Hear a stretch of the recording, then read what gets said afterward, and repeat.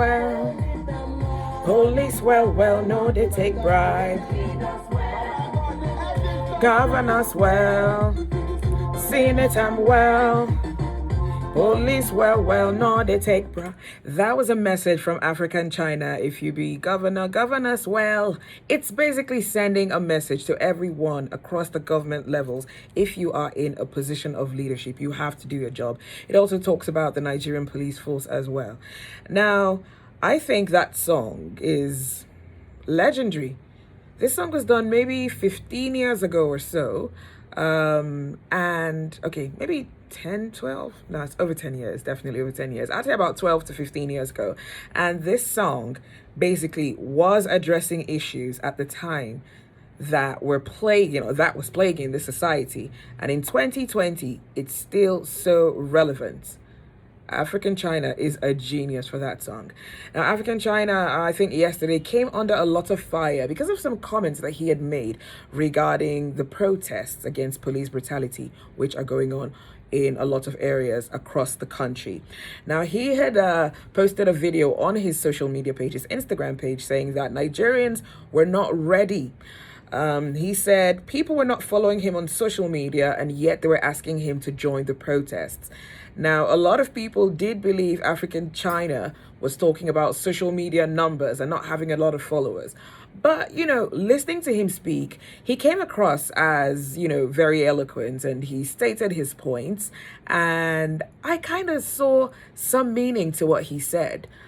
I mean, if he actually did write, songs like Crisis and what we just heard, Mr. President, that shows he definitely has a good head on his shoulders. So I'm going to try to tell you about what I got from what he was saying.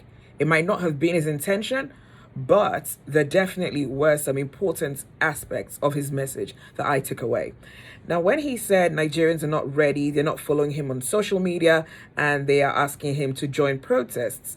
Now, the truth is, if you're not following people on social media, you might not really know what activities they're up to. And some people might have other activities and choose to just not put them up on their social media. Now, I actually took the time to go through African China's Instagram page, and I could see that he had been doing a lot of work that maybe a lot of people didn't know about. I didn't even know he was on social media until I saw that video and I did a search and found his Instagram handle. Now, I'd seen, videos that he'd posted speaking about bad governance, or he'd reposted things that other people had said.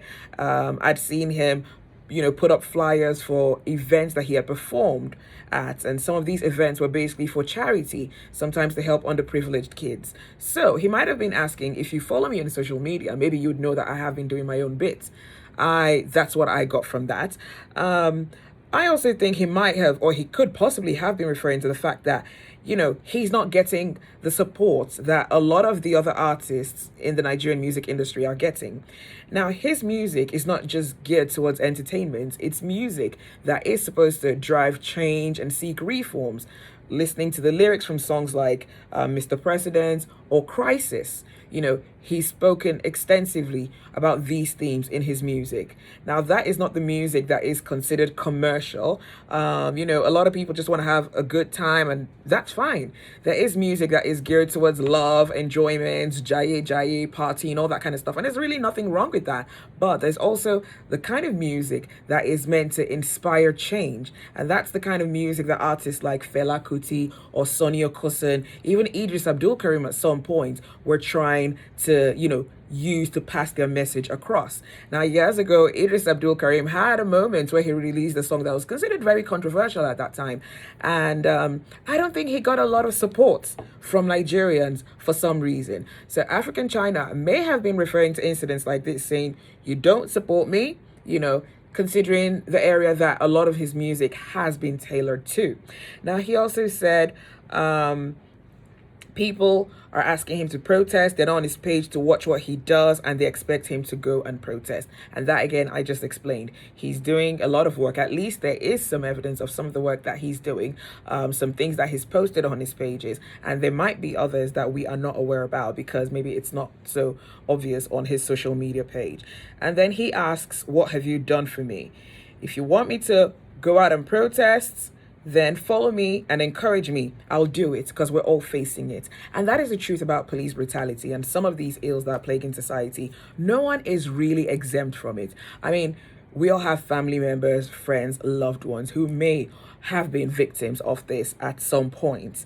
So I can understand when he says everyone is facing it. If you want me to do it, follow me. Now, follow me doesn't mean it might be, but it also does not necessarily mean I need the social media numbers. It could be follow me, see what I'm doing, and see how you can join me to support the cause. That could be it. And then he says, give me the same support you give to other artists. You follow the ones with 1 million followers. Let them speak for you. Now, Naira Marley has his crew of Malians, and we saw Naira Marley, I think it was on Thursday, have a discussion with a top police officer on his Instagram live. And it was either 272,000 people watching or 27,200 people watching. I wear glasses, so some things are a little bit too faint to see. So maybe that dot could have made a difference. But that was Naira Marley, who has been seen as a rebel here in Nigeria, always getting in trouble with the law. But for some reason, he was trying to use his platform to create an opportunity for dialogue between the police and the people.